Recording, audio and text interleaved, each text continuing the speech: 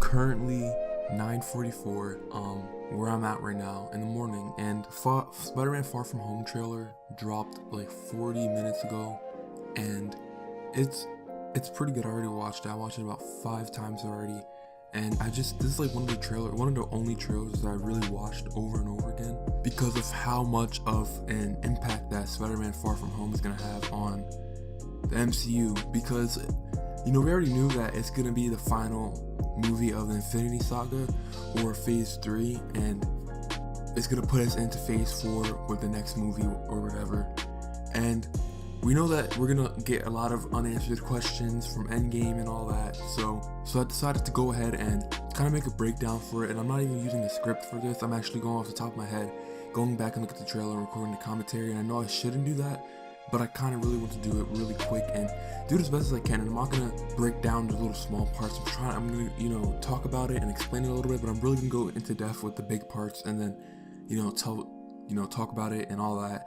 And just a regular breakdown video. And I barely do breakdown videos, but I really want to do one for this trailer. So yeah, and before we move on to breaking it down and all that, I am gonna say right here, right now, that we're gonna have a lot of spoilers that's being talked about for Endgame in this trailer. So if you guys haven't seen Endgame, then click off. But if you guys don't care about spoilers, then go ahead. If you have seen it, then go ahead. But without further ado, let's just get into it. So when the trailer opens up, we see Peter, or Spider-Man, on a roof or a ledge, and he's remembering Tony, and he's trying to get over Tony's death, and he's basically being pressured into what he has to do from now on.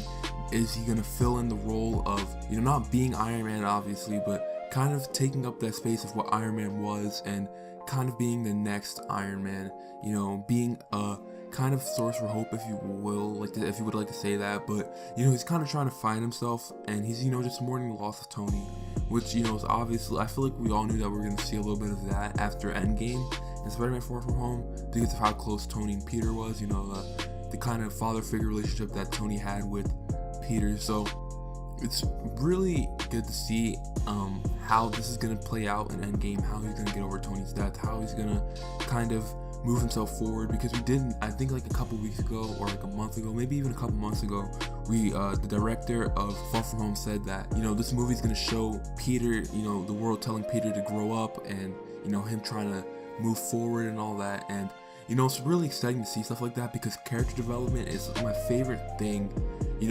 anything, Steven Universe movies like that. Character development, just seeing it and seeing how good it is for certain characters and seeing how great it is just really exciting. So the fact that we're going to see a lot of good character development for Peter is really exciting to me.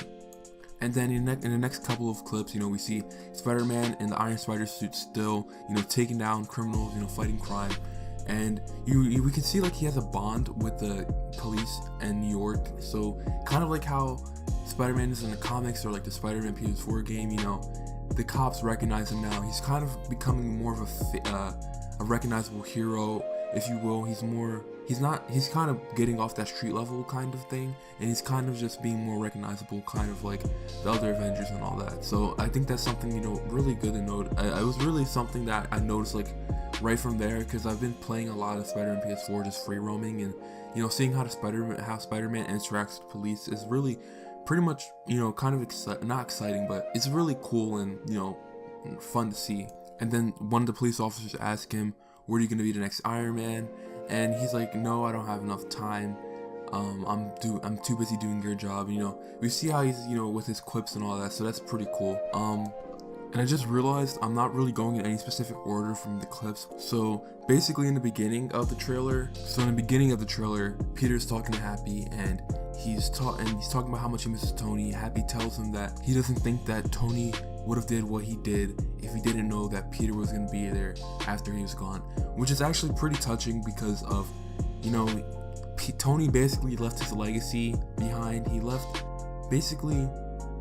his legacy behind for Peter in a way, but he also left behind the mantle of being a hero, kind of just like paving a way for Peter to go. And I think that's really good for their relationship, and basically good for Peter in a way, because it's going to push Peter to be the best Spider-Man that he can be. And then basically throughout the trailer, we know that Nick Fury is trying to contact Spider-Man, and Spider-Man just trying to ignore Fury. And we did know from the first Far From Home trailer that Peter's trying to live a regular life and not let Spider-Man, the role of Spider-Man, kind of just interfere too much with his regular life. And he's kind of, it's not doing too much of the I don't want to be Spider-Man, but he's also doing the I kind of want to live like a normal team at the same time.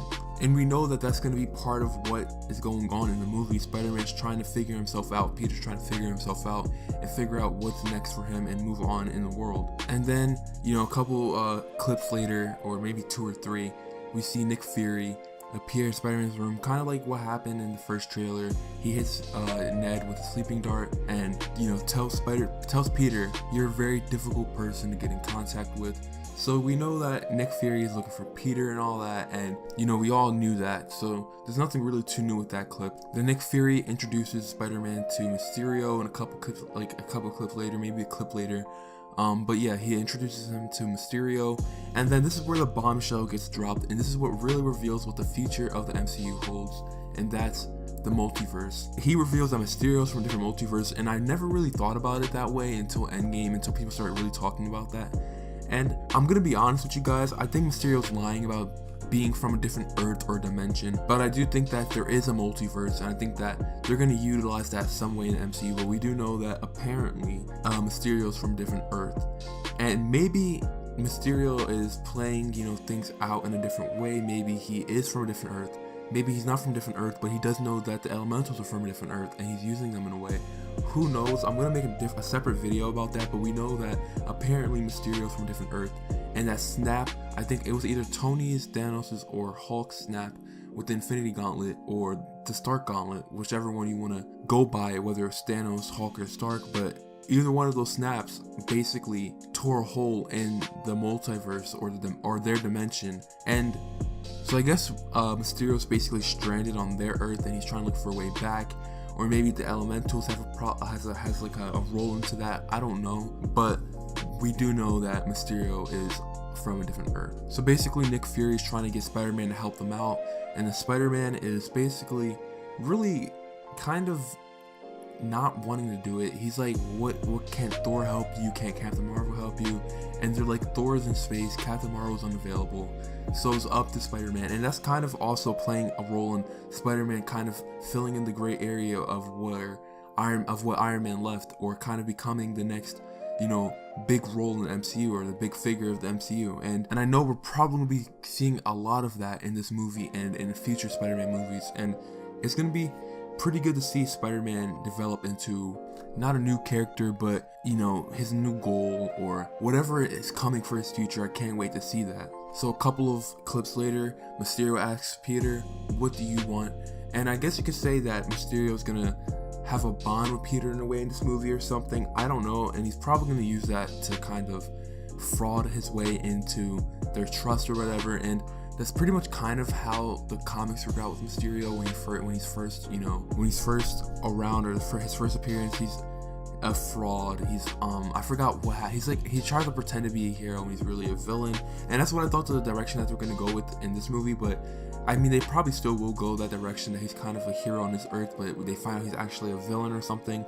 I don't know, but it's gonna be interesting to see which direction Mysterio goes in this movie, because I'm still like kind of trying to figure that out myself. Is he gonna be a villain? Is he gonna be a hero? Is he gonna be like, what's gonna happen? How are they gonna show his character become a villain? Like, what's gonna happen? I don't know, but I'm really excited to see how they're gonna handle this character.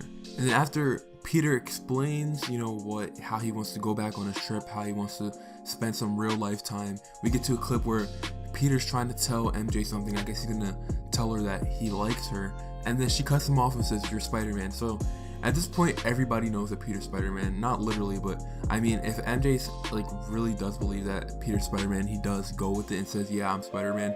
That's gonna be pretty weird to see how that plays off, because there's a theory that MJ is Nick Fury's daughter, and that's probably how she knows, but who knows? We'll figure out all that out in the next couple of trailers or something, or when the movie comes out. And then we get another clip or a scene where Mysterio says that saving the world requires sacrifice, and I think that's kind of strange in a way, because I feel like maybe he might be talking about sacrifice with his friends, or maybe he's talking about people are actually gonna die, you know, and it's not, they can't do anything about it, and you know, they have to let that happen because they're trying to save the world. And I think he's trying to kind of put it in a way where he's like, yeah, people are gonna die, but you know, their lives are gonna be in trade for this world. So I feel like that's where we're gonna get into like a bumpy relationship with Spider-Man and Mysterio, where it's gonna be like Mysterio doesn't mind having to let people die, where Spider-Man does, and they kind of get into an argument or something, and it kind of leads to their downfall or fallout.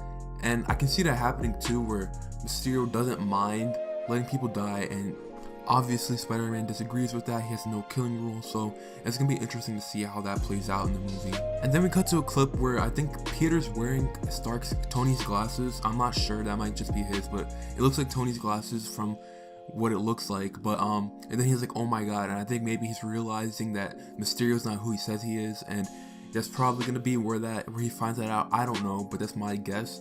And that might not look like a too big of an important clip in the trailer, but I really think it is, because he's probably realizing that Mysterio is a fraud. And then in the next couple of clips, you know, we see him talking. He's like, you know, the world needs their next Iron Man, and then Nick Fury's like, are you gonna step up or not? And you know, we kind of get into the whole him, you know, really taking up and taking his role serious, and kind of more character development. That's all I'm gonna say. It's more character development. I don't know really how to describe it, but him, you know, stepping up and taking on this responsibility of being the world's next hero. And then there's really not too much. It's just him, you know, in a battle with his stealth suit against Molten Man, I think. So yeah, that's pretty much all the important parts of the trailer that I could talk about. And I mean, overall, this trailer was really good, and it got me even more hyped for this movie. At first, I was really hyped, and now I'm even more hyped. So I can't wait to see this movie. I can't wait to see how Mysterio's handled, and I'm really excited, and I'm really excited for the MCU future. I'm gonna make another video about the whole dimension stuff and multiverse stuff pretty soon, but I'm really excited to see Spider-Man's future in the MCU, how he's gonna build up his villains or rogues or whatever. And I don't know, I'm just really happy for this trailer. I'm really happy for Spider-Man in the MCU, but that's pretty much all for this video. If you guys did enjoy, then please make sure to leave a like. It would really help me out, and if you sub to me, that would also help me out, because we're like 9 subscribers away from 100 subs, and that's gonna be really exciting to hit 100 subs on this channel. But yeah, that's pretty much all for this video. I'll see you guys in the next one. Bye. And I know I don't really make MCU videos. I think the last MCU video I made was like 2 years ago, so yeah, I'm gonna be making more MCU videos, but who knows. But I do have a couple of Spider-Man videos or MCU videos I'm going to put out in the next couple of days for this week. So yeah, that's pretty much all. See you guys in the next one. Bye.